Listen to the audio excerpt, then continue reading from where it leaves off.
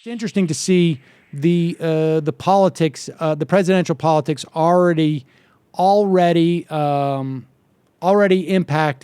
this legislation, and I think we're going to see it impact the TPP more because, if there was a poll. Let's talk about this poll that came out. We only have a couple minutes left, but I want to talk about this poll that Quinnipiac put out.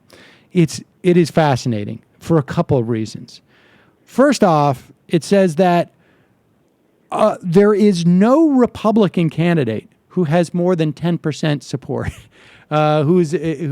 In terms of being president. There are at least now, I don't know how many are declared or not, I can't keep track, but there's close to 15 candidates.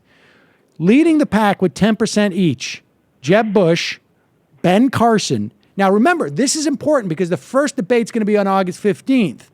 And Fox has announced that we're just going to take people, the top 10 in the national polls, which of course is ridiculous for a number of reasons, but I don't know how else they do it. It's awesome because it means that Donald Trump goes.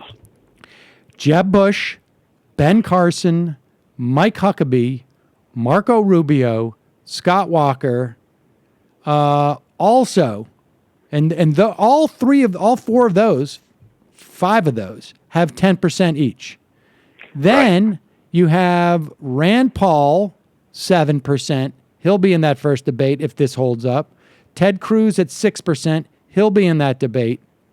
Donald Trump at 5%. He'll be in that debate. Chris Christie at 4%. Carly Fiorina and Kasich at 2% each. That means that right now, Santorum, Perry, Jindal, Pataki, Lindsey Graham. Not Pataki? Yeah, I know. The freight train known as George Pataki? There's going to be more who are going to be left out of that debate. I can't, off the top of my head, I can't remember who else is in the race. Who else could be in the race? And a partridge in a pear tree. I mean, but the point is, all of them lose against Hillary Clinton. The closest are 46% for Clinton, 42% for Rand Paul, 45% for Clinton, 41% for Rubio. Now, these numbers aren't that important right now, but it's fascinating. And I'll tell you what is even more fascinating. American voters say 53 to 39% that Clinton is not honest and trustworthy. Yes. Not. 53 to 39% say that she's not honest and trustworthy. I don't trust you, but you're better than the pile of crap. But we're gonna. I mean, this is just a snapshot in time. But people with that idea in their head are still saying we're going to vote against every single one of the Republicans here. Right. That's right. It's just unbelievable. It's just unbelievable. Well, look, what we've been saying for a while has come to pass. I mean, there's only so many times you can pander to your crazy base on things that at this point, there are things that are out of the mainstream, like being against, being anti-gay marriage or whatever. But they're on, when it comes to some other things, I mean, they're so far out of the mainstream on a variety of things that have become litmus test issues for them. So, I mean, when you keep saying these things and doing these things and acting like a moron, eventually you're not going to be able to appeal to people beyond kind of that base of people, maybe a couple others. And so, I mean, it's not to say that they can't win. They certainly can, but it makes it a lot tougher for them. And it allows, even with that spate of stories that have been horrible that have come out about Hillary Clinton, it still, keeps her where she is. Even with people hearing these stories and saying, I don't trust her, but Jesus Christ, she's not those guys.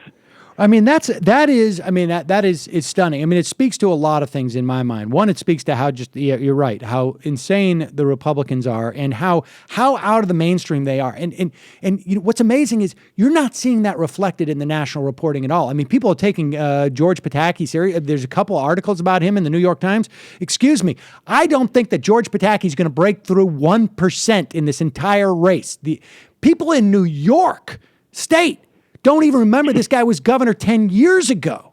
I mean, but it also shows how cynical the voting population has become. That I don't trust her, but she'll be a good president.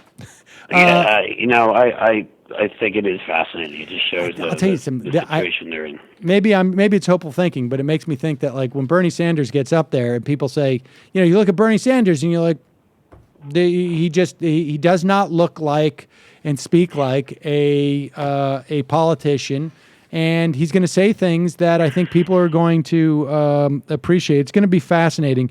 Here's one more thing I want to point out. Going to war with Iraq was the wrong thing to do. American voters say 59 to 32%. 59 to 32%. Now, good luck, Jeb. Republicans 62 to 28%. Reverse. 68% say it was the right thing to do. But with Democrats, 78% say the wrong thing to do, and independents, 65% say the wrong thing to do. The Republican Party is so outside the mainstream now. That's what I mean. They're this is a problem the Democratic Party had and started to have in the 70s and 80s, and it was for the right reasons, because we were ahead of the game.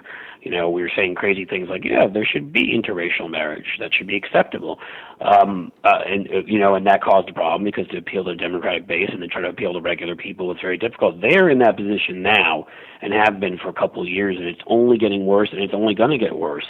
As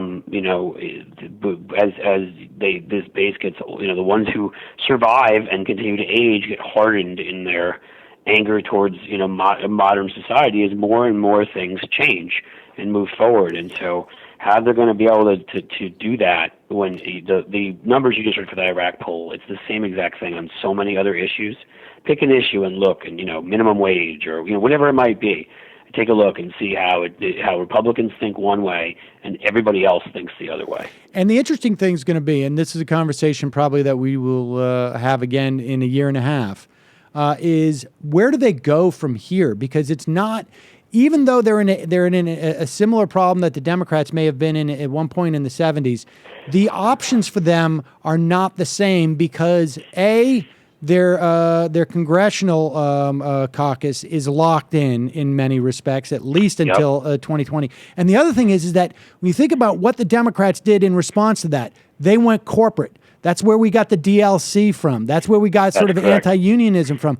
The Republicans, I don't know where they go to sort of. They can't go any more corporate. We know that. So you're right. I don't know where they go. I mean, because you're right. The corporate stuff would potentially cover up the social issues, but they're wrong on all that stuff too. And they're wrong. I mean, same with foreign policy. That's where they seem to have wanted to go, was to just talk about foreign policy and make it about that. Well, they lose that too. In their bubbles, in their neocon bubbles, they don't think that. But people don't want to unilaterally bomb Iran and invade. They don't. We're not looking to pick a fight and get into a nuclear war with Putin. Right. They're on the wrong. So I think that's where they've tried to go as foreign policy, but sadly for them, they suck at that too.